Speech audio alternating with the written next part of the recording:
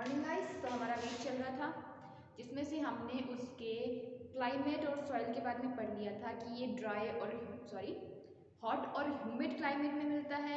इसके लिए जो सॉइल है वो long soil, black long soil, alluvial soil बहुत अच्छी रहती है। इसके अलावा हम बात करें कि टेम्परेचर था हमारा 20 से 35 के आसपास था। टेम्परेचर इसके लिए मतलब इसकी अच्छी पैदावार के लिए बहुत अच्छा है। और अगर सॉइल पीएच की बात करें तो हमारी 7 से 8.5 पीएच है वो इसके लिए बेस्ट रहती है। इसके बाद हमारे देखिए हमारे इंडिया में है 3 टाइप की जो वीट है वो कल्टीवेट की जाती है, जिसमें हम लेते हैं स्प्रिंग वीट, ऑटम वीट और समर वीट। ये क्या है? ये है अपने इनकी बुआई के टाइम के अकॉर्डिंग की, मतलब अलग अलग टाइम में इनकी बुआई की जाती है तो उनके अकॉर्डिंग के अलग अलग नाम रखती है। जैसे स्प्रिंग वीट की हम क्या करते हैं, बुआई करते हैं हम जून जुलाई में, और वहीं इसकी कटाई करते हैं हम नवंबर दिसंबर में। वहीं हम ऑटम वीट है उसको हम सितंबर अक्टूबर में काट लेते हैं, और जो हमारी समर वीट है उसको हम काटते हैं मई जून में। ठीक है, तो इनकी कटाई और बुआई के टाइम के अकॉर्डिंग इनको क्या 3 वैरायटी में डिवाइड कर दिया है, winter wheat, summer wheat, autumn wheat. ठीक है, उसके बाद हम इसके कल्टीवेशन के बारे में पढ़ेंगे और हमारा इसमें कौन कौन सी वैरायटीज़ होती हैं जो यूज़फुल है या हम कहें इंडिया में सबसे ज़्यादा लगाई जाती हैं, जिनकी प्रोडक्टिविटी अच्छी है और जिनकी ग्रेन क्वालिटी अच्छी है, और उसके बाद हम इसके यूज़ लेके चलेंगे। तो इंडिया में क्या है, 3 टाइप की वैरायटीज ग्रो होती है।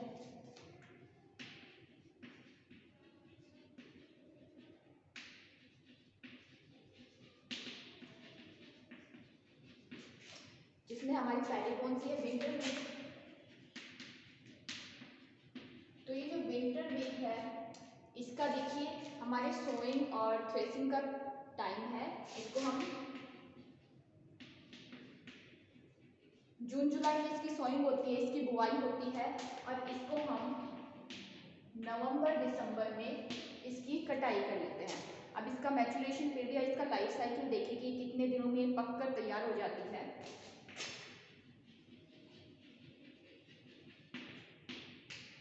तो इसको 140 से 170 दिन लगते हैं। ठीक है, इसको पककर तैयार होने में 140 से 170 दिन लगते हैं। नेक्स्ट हम ले तो ये लो लैंड या डाउन लैंड पर इसकी सोइंग की जाती है, मतलब जो निम्न भूमि होती है हमारी उस पर इसकी क्या की जाती है, सोइंग की जाती है।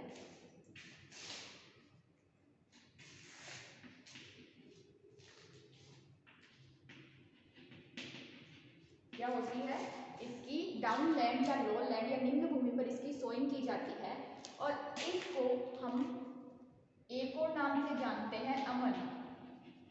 ठीक है, इस जो हमारी विंटर वीट है इसको हम अमन कह के बुलाते हैं इसको नॉर्मल। तो ये हमारी क्या है, विंटर वीट है जिसको हम जून जुलाई में इसको सोइंग करते हैं, उसके बाद इसकी दिसंबर नवंबर में इसकी कटिंग कर लेते हैं इसकी। ठीक है, इसका मैच्योरेशन पीरियड 140 से 170 दिन के बीच का होता है, और ये लो लैंड या डाउन लैंड पर उगाई जाने वाली है, और इसको हम नॉर्मल लैंग्वेज में इसको हम अमन कहते हैं। उसके बाद आती है हमारी ऑटम वैरायटी।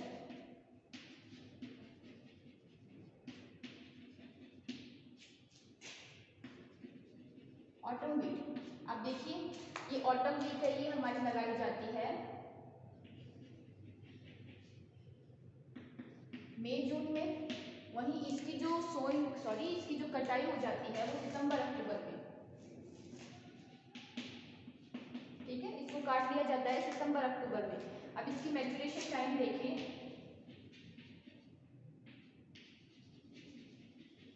तो वो होता है हमारा 90 से 120 दिन। ठीक है, 90 से 120 दिन में पक कर तैयार हो जाती है, आप इसकी कटाई कर सकते हैं। ये है हमारी हाईलैंड या अपलैंड पर उगाई जाने वाली वीट वैरायटी। ठीक है, इसको कहाँ हम हाईलैंड या अपलैंड पर उगा सकते हैं, और इसको हम नॉर्मल लैंग्वेज में इसको कहते हैं ऑस। ठीक है, मई जून में लगा के सितंबर अक्टूबर में इसकी कटाई कर रहे हैं, और क्या है ये हमारी मैच्योरेशन पीरियड इसका 90 से 120 दिन का होता है। इसको हाईलैंड या अपलैंड पे लगाया जाता है, उसको नॉर्मल लैंग्वेज में हम कहते हैं ऑस। उसके बाद जो हमारी तीसरी वैरायटी आती है वो आती है समर। तो ये जो हमारी समर वीक है इसको लगाते हैं दिसंबर जनवरी में, ठीक है, और इसको काट लेते हैं मार्च अप्रैल में, ठीक है। इसको क्या कहते हैं, दिसंबर जनवरी में लगाते हैं और मार्च अप्रैल में काट लेते हैं। ये कहीं भी लग जाती है, इसके लिए अप लैंड लो लैंड कोई फायदा नहीं, मतलब कहीं भी लगा लो इसको। तो इसको हम नॉर्मल लैंग्वेज में कहते हैं बोरो, ठीक है। इसको नॉर्मल लैंग्वेज में हम क्या कह रहे हैं, बोरो कह रहे हैं। तो ये हमारी देखिए हम मौसम के हिसाब से, सीजन के हिसाब से हमने क्या है, वीट की वैरायटी को 3 पार्ट में डिवाइड कर दिया है। पहला हमारा विंटर वीट जो कि लगता है हमारा जून जुलाई में लगता है, और नवंबर दिसंबर में हम इसको काट लेते हैं। इसका मैच्योरेशन पीरियड की बात करते हैं 140 से 170 दिन का होता है। लो लैंड पे लगाई जाने वाली वीट है ये, जिसको अमन कहते हैं नॉर्मल लैंग्वेज में। उसके बाद हम बात करें ऑटम वीट, तो ये क्या है, हमारी मई जून में लगाई जाती है और सितंबर अक्टूबर में हम इसको काट लेते हैं। मैच्योरेशन पीरियड की बात करें तो 90 से 120 दिन के बीच का होता है। ये हाईलैंड पे लगाई जाने वाली है, उच्च भूमि पे लगाई जाने वाली है। इसको नॉर्मल लैंग्वेज में हम ऑस कह रहे हैं। और थर्ड बात करें हमारी समर वीक, तो वो देखिए दिसंबर जनवरी में लगाई जाती है और मार्च अप्रैल में काट ली जाती है। इसको नॉर्मल लैंग्वेज में हम बोरो कहते हैं, ठीक है। अब इससे कल्टीवेशन की बात आए तो कोई भी कल्टीवेशन है उसमें हम सबसे पहले क्या करते हैं, हम फील्ड तैयार करते हैं, उसके बाद सोइंग करते हैं, ठीक है। सोइंग के बाद हम उसकी मतलब प्रोसेस बाय प्रोसेस में पहले बुआई करी, फिर उसका मैच्योरेशन पीरियड लगा, फिर उसको कटाई करी, कटाई के बाद उसकी थ्रेसिंग वगैरह करनी है ना। तो वो सब क्या है, थ्रेसिंग के बाद उसको बीजों को अलग करना है। तो एक पूरी प्रोसेस होती है जिसमें हम कल्टीवेशन की, इसमें हम पॉइंट बाय पॉइंट लेके चलेंगे। जैसे पहले सोइंग की, उसके बाद उसकी हार्वेस्टिंग करी है, हार्वेस्टिंग में हम उसकी कटिंग करते हैं, या हम कहें पहले हमने बीज को बोआ, उसकी फसल मैच्योर हुई, उसको काट के रखा, फिर बीजों को अलग किया, है ना। तो ये क्या है, प्रोसेस बाय स्टेप प्रोसेस है जिसको हम लेके चलेंगे कल्टीवेशन। वैसे जिनके पास खेत होंगे ना उनको ये पता होगा, सबसे पहले सोइंग करते हैं, सबसे पहले खेत तैयार करते हैं, उसके बाद बीज बोते हैं, फिर बीज से पौधा बनता है, या हम कहें कि हमारी छोटी छोटी क्या बोलते हैं उसको, पौध बनती है ना।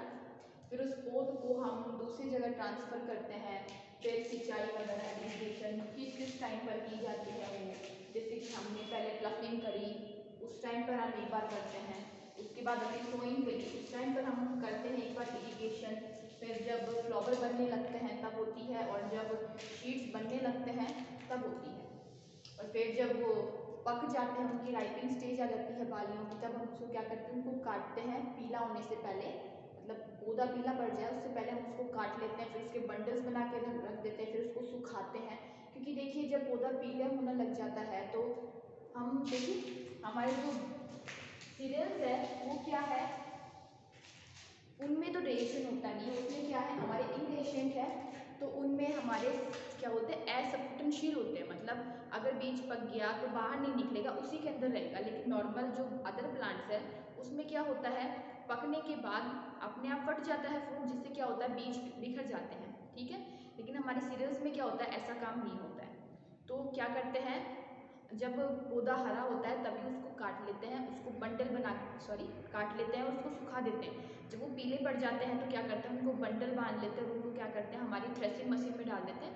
पहले क्या करते थे, पहले उनको बैल के पैरों से कुचला जाता था, उसके बाद बीजों को निकाला जाता था। अब क्या करते हैं, थ्रेसिंग मशीन में डाल देते हैं और तुरंत की तुरंत पी जाता है। लेकिन क्या होता है, जब हमारे चावल में एक खास बात होती है कि इसके जो हमारे हस्क होता है, हस्क के साथ ब्राउन लेयर, एल्यूमिनियम लेयर और एंडोस्पर्म की कुछ लेयर निकल जाती है, जिससे वजह से क्या होती है, राइस की क्वालिटी थोड़ी सी लो हो जाती है, ठीक है। तो ये होता है। उसके बाद हमारे जो ग्रेन्स है वो मिलते हैं, फिर क्या होता है उन ग्रेन्स को रखते हैं, कुछ बार क्या होता है उन ग्रेन्स की पॉलिशिंग भी होती है ताकि वो अच्छी क्वालिटी के दिखे, तो वो सब होता है। तो अब हम कल्टीवेशन देखते हैं।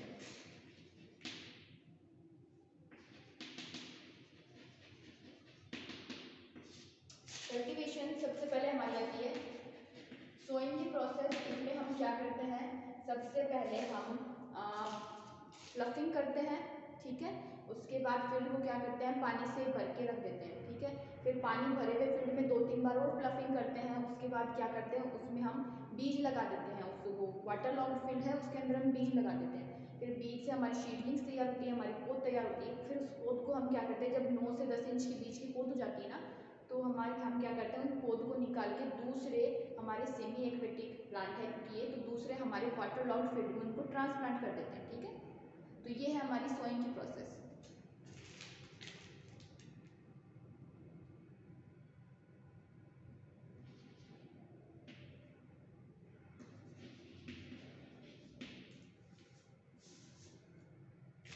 इसमें हम क्या करेंगे, सबसे पहले हम फील्ड को पानी से भर देंगे।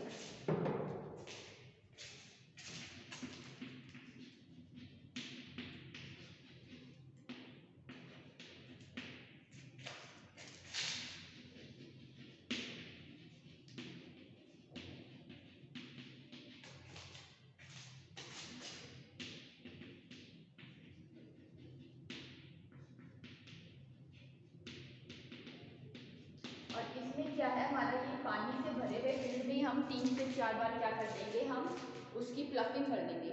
देन हम क्या करेंगे, सीडलिंग्स लगाएंगे, सॉरी हम शीट्स लगाएंगे।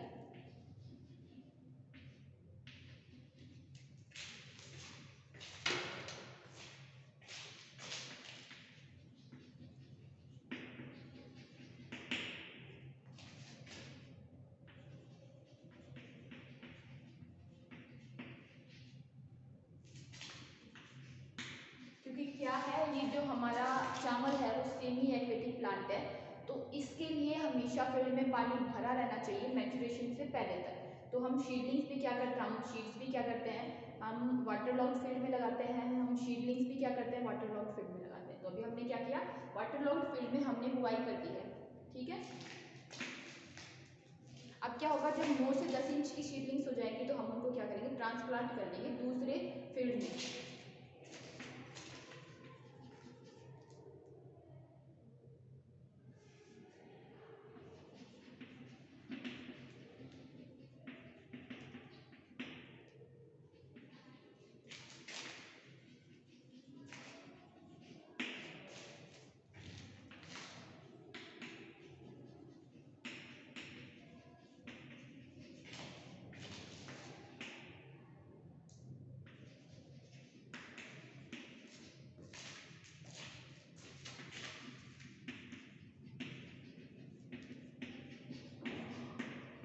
क्या है, ये हमारी सोइंग की प्रोसेस पूरी हो गई है, जिसमें हमने सीडलिंग्स को अदर वाटर लॉग्ड फील्ड में ट्रांसप्लांट कर दिया है।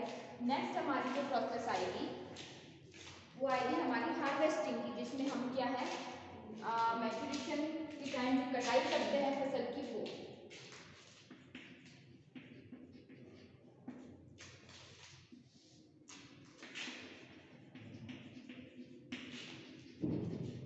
ठीक है।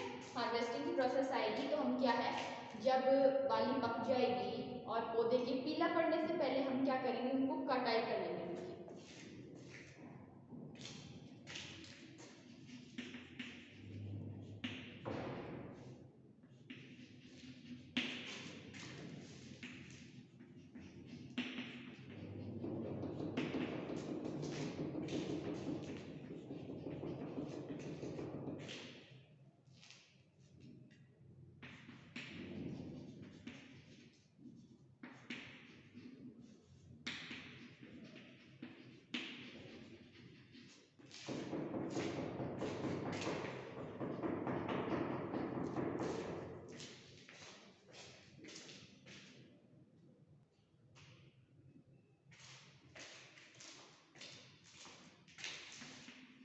तो क्या होगा, हम देखिए बालियों के पकने के टाइम और प्लांट येलो पड़ जाए उससे पहले हम क्या करेंगे, हार्वेस्टिंग कर लेंगे।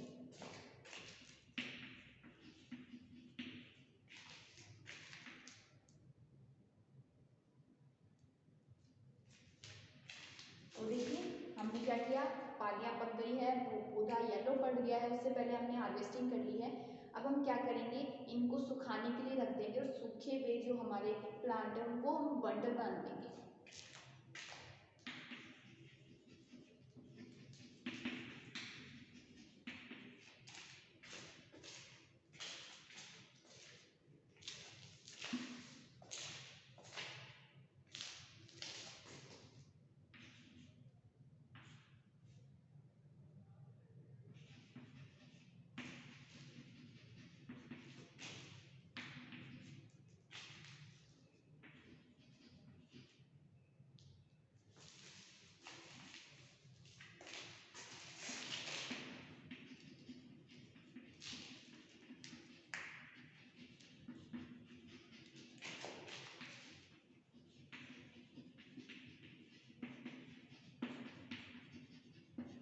हमने क्या किया है, सूखे हुए जो पौधे हैं हमारे उनसे क्या है, हमने बंडल बांध लिया है।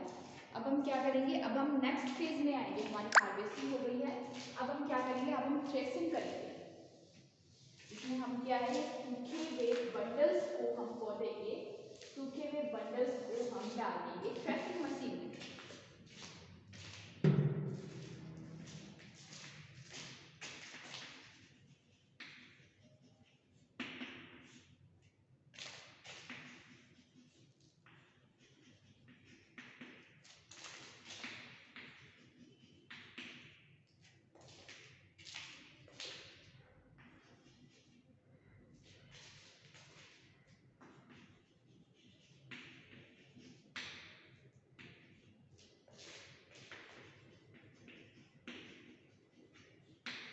क्या है, हम थ्रेसिंग मशीन के थ्रू हम थ्रेसिंग कर लेंगे उसकी, ठीक है। या हम कहें कि ड्राई बंडल से हम क्या है, ग्रेन निकालेंगे, या हम, ठीक है।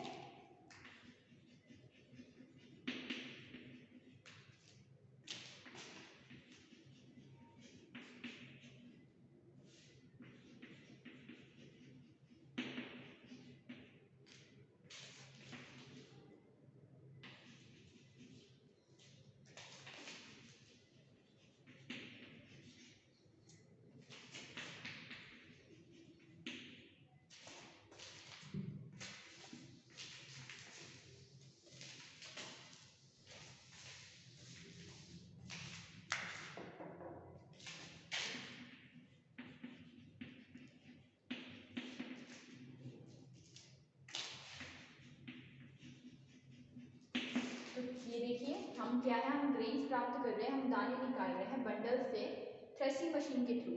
बट क्या होगा, इस प्रोसेस में क्या होगा, ग्रेन्स और हस्क अलग अलग हो जाएंगे, और हस्क के साथ क्या क्या है, हमारी जो एंडोस्पर्म की कुछ लेयर है, ब्रान लेयर है, एल्यूरोन लेयर है, वो भी रिमूव हो जाएगी, और हमारी जो ग्रेन की क्वालिटी वो थोड़ी सी क्या हो जाएगी, लो हो जाएगी।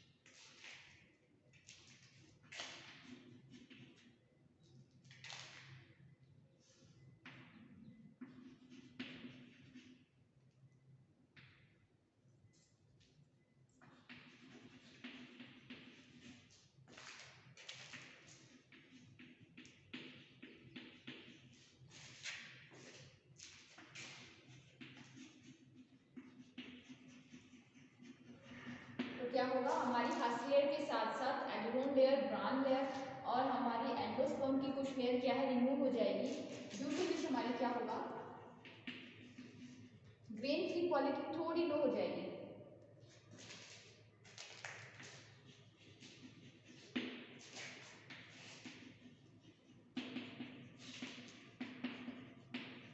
क्या हो जाएगी, कम हो जाएगी, लेस हो जाएगी, लैक हो जाएगी, ठीक है। तो ये हो गई हमारी कल्टीवेशन की प्रोसेस, जिसमें हमने क्या, पहले बुआई की, फिर कटाई करी, अब क्या है, हमने बीज निकाली, थ्रेसिंग कर ली। अब हम देखते हैं इसकी इम्प्रूव्ड वैरायटीज जो हमारे इंडिया में लगाई जाती है।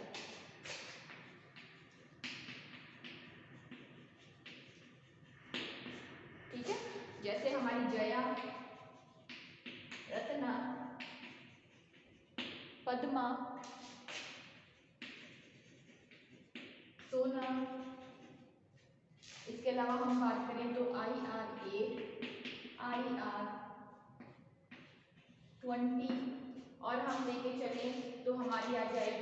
कस्तूरी,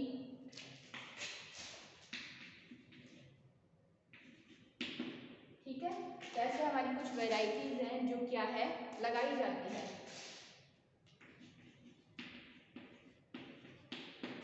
जो कि क्या है इंडिया में लगाई जाती हैं और ये बहुत अच्छी होती है, जिसमें हमारी क्या है जया, रत्ना, पद्मा, सोना, IR 8, IR 20, कस्तूरी, विजय, ठीक है। ऐसे कुछ वेराइटीज हैं। नेक्स्ट हमारे आते हैं यूज, कि हम चावल का यूज कहाँ कहाँ करते हैं, ठीक है। तो सबसे पहली बात देखिए, हमारे गेहूं के मुकाबले में जो हमारे चावल में है 80% प्रोटीन कम होता है, जिसकी वजह से इसको हम लॉच में नहीं ला पाते और हम इसका आटा नहीं गूंद पाते हैं, तो इसको क्या है डायरेक्ट उबाल के खाते हैं। नेक्स्ट हम बात करें तो चावल से क्या बनता है, चावल के फ्लोर से इडली बनता है, डोसा बनता है हमारे, और उपमा बनता है, उत्तपा बनता है, बहुत सारी चीज़ें बनती हैं, है ना। तो ये सब बनाते हैं। इसके अलावा हम लेके चले तो इसके जो स्टेम्स होते हैं, सूखे हुए स्टेम्स, उससे क्या होते हैं एनिमल फोडर बनता है, चारे के रूप में लेते हैं। इससे जो ब्रान निकलती है, ब्रान लेयर से ब्रान ऑयल बनाते हैं, उसका यूज़ हम करते हैं कॉस्मेटिक सामान में करते हैं। तो ये होते हैं। और इसके अलावा हम बात करें तो इसके जो डंडे हैं, सॉरी स्टेम है, लीफ, उनसे क्या होता है, उनसे पेपर भी बनाया जाता है, टोकरी वगैरह बनाई जाती है, तो वो सब इसके यूज आ जाएंगे, ठीक है।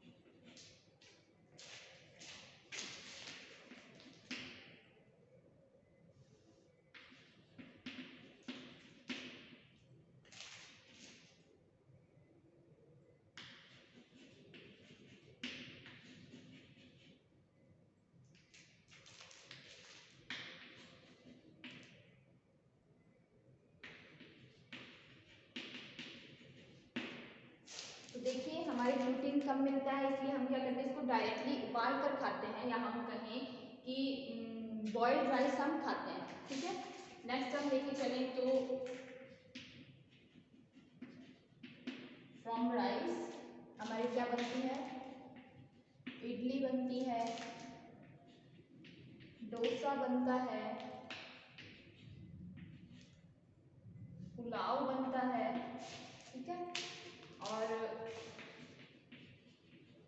थप्पा बनता है, ठीक है, बिरयानी बनती है, तो है ना, शाही बिरयानी बनती है, बिरयानी बनती है, हमारे चावल बनते हैं, खिचड़ी बनती है, बहुत सारी चीज़ें बनती है हमारे चावल से।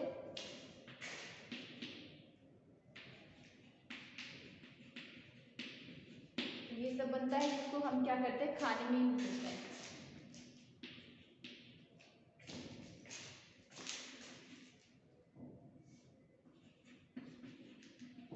तो हम क्या करते हैं, हम खाने में यूज लेते हैं।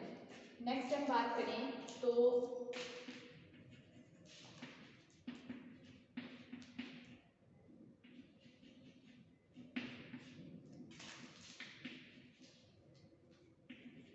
चावल की जो तना है,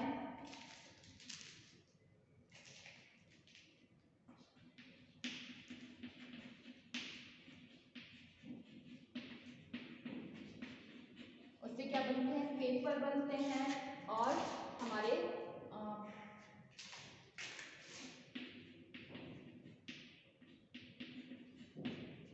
बास्केट्स बनती है। नेक्स्ट हम लेके चलें तो क्या बनता है, फ्रॉम ब्रान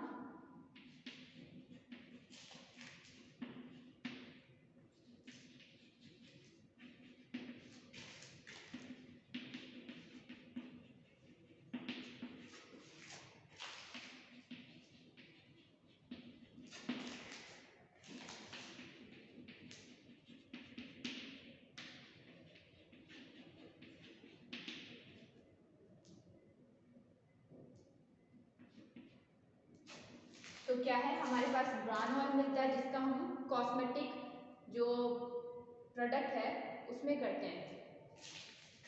कॉस्मेटिक प्रोडक्ट में हम क्या करते हैं, उसको यूज करते हैं।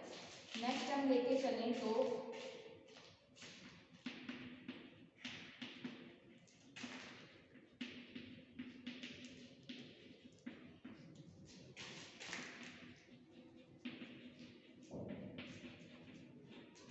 हम क्या करते हैं, एनिमल फॉडर या चारे के रूप में इसका यूज लेते हैं। आप देखिए,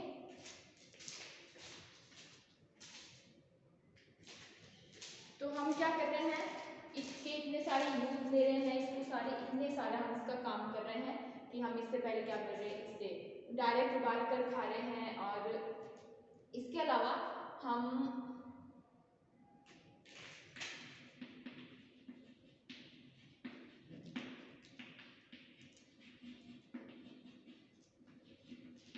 धार्मिक कामों में भी क्या करते हैं, हम चावल का यूज करते हैं ना, तो वो आ गया। तो ये सब हो गया हमारा राइस के यूजेस।